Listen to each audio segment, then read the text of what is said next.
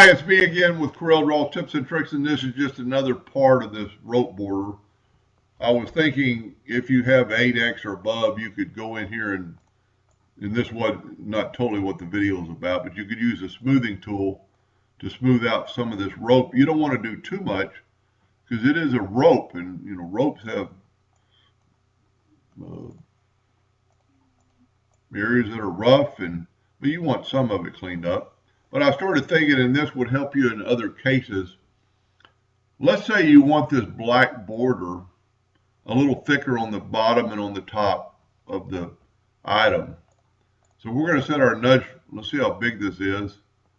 It's a little over 15 inches, so we're going to set our nudge factor to 16. We're going to take the Smart Fill tool and we're going to fill that void in, and we're going to move it over. We're going to left click, right click. We're going to go to Effects and Contour to the inside. We'll go 0.2. It's going to be probably more than we want, but that'll be good. Now what we can do is turn this line, or turn this left click, no outline, or no fill, right click, no black hairline or black line, break curve apart, take that line and delete it.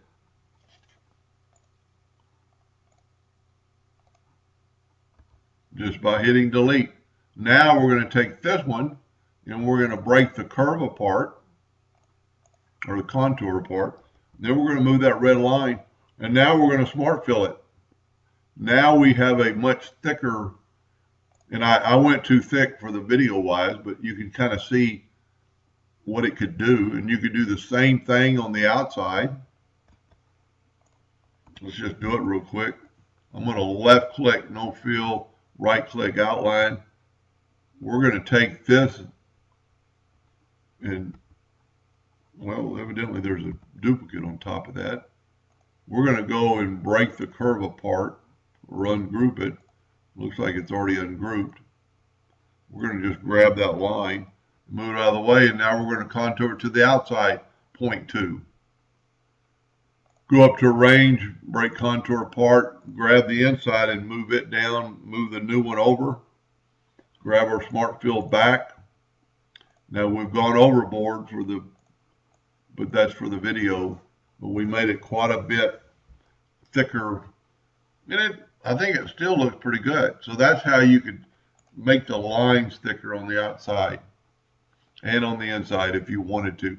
I wouldn't go quite this far, but it does give it a kind of a rope effect.